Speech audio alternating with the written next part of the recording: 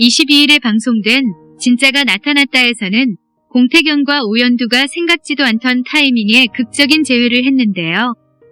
오연두는 아기 방에 들어갔다 팔찌를 보고 놀랐지만 공태경도 이에 못지않게 놀라는 모습을 보였습니다. 공태경은 오랜만에 만난 오연두에게 아기 기저귀를 다 갈았으면 그만 나가달라고 쌀쌀맞게 굴었습니다. 오연두도 기대하는 마음 없이 알겠다며 감사하단 인사만 하고 나가버립니다. 혼자 남겨진 공태경은 할 말이 그게 다냐면서 아직 정리하지 못한 자신의 마음과 냉랭함 사이에서 갈등하며 오연두를 따라 나가려다 그만두는데요. 오연두도 역시 공태경의 집에서 나왔지만 다시 뒤를 돌아보고 미련을 갖는 듯 하더니 아이를 바라보다 그냥 돌아갑니다. 공태경은 오연두와 재회를 했음에도 불구하고 오연두가 자신에게 별다른 액션이 없자 분노와 서운함이 동시에 들었을 것 같은데요. 공태경은 아기 방에 있는 물건들을 버리려고 쓰레기 봉투에 담습니다. 그러다 오연두가 두고 간 기저귀 가방을 발견합니다. 기저귀 가방에는 오하늘이라는 이름이 써 있었고 자신이 지어졌던 이름을 그대로 쓰고 있는 것에 한마디로 표현할 수 없는 복잡한 감정이 들고 마는데요. 공태경은 마음 깊은 곳에서 올라오는 오연두에 대한 마음을 외면하며 다시는 보고 싶지 않다는 뜻 기저귀 가방을 로비에 맡겨버립니다. 찾으러 오지 않는 오연두에 공태경은 오연두의 기저귀 가방을 갖고 오연두가 있는 병원을 물어 직접 갖다 줍니다.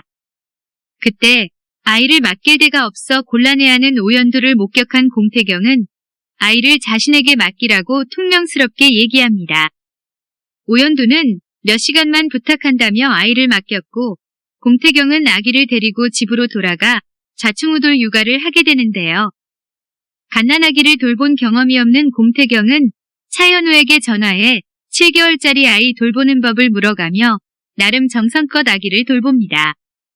공태경은 잠든 아기를 보며 너 정말 엄마랑 똑같이 생겼구나 라고 말했습니다.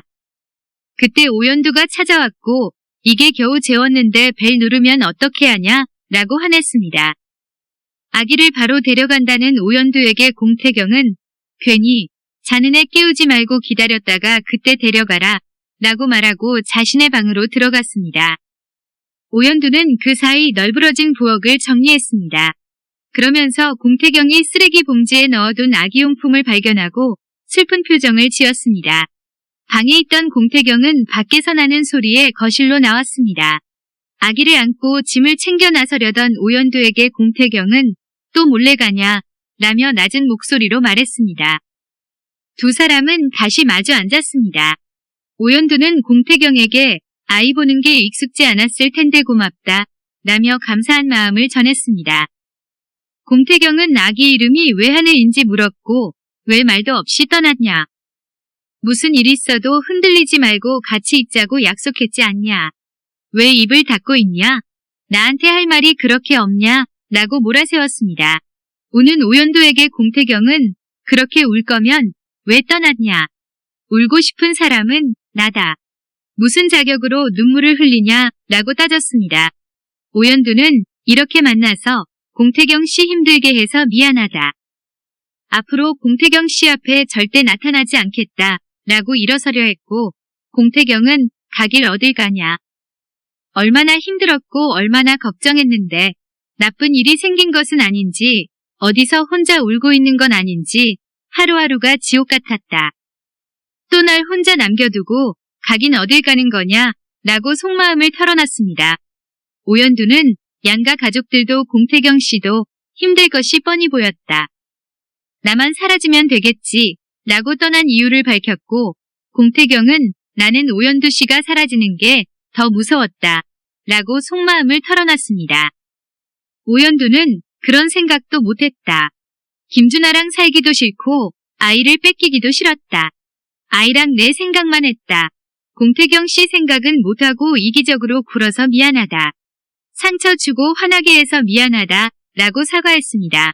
오연두의 말은 결국 아기와 자신만 생각하다 떠날 결정을 내렸던 거라며 공태경의 생각은 미처 하지 못했다는 말인데요. 아이 엄마이니 아이 생각만 하는 게 당연한 거겠지만 공태경의 입장에서 보면 자신이 버려진 것 같다는 생각이 들어 오연두와 재회했어도 반갑기만 하기보단 화가 쉽게 풀리지 않을 것 같네요. 자신 때문에 피해를 주기 싫어 떠났던 오연두지만 그래도 오연두가 더 공태경의 마음을 좀 알아주었으면 하는 바람이 드는데요. 다행히 마지막 부분에서 은금실이 공태경의 집을 급습해 아기를 아는 오연두가 함께 있는 광경을 목격했습니다. 은금실이 자의반 타의반으로 공태경에게 오연두와 함께 살도록 연결시키는 매개체 역할을 하지 않을까 하는 예측이 됩니다. 아직 공개되지 않은 은금실의 잃어버린 딸기에 대한 내용은 감춰져 있는데요. 딸기를 수놓은 손수건 외에 가능성이 높은 어떠한 복선이 아직 많이 나오지 않았기 때문에 이후 어떠한 전개로 공태경과 오연두를 이어지게 할지 궁금증을 더하고 있습니다.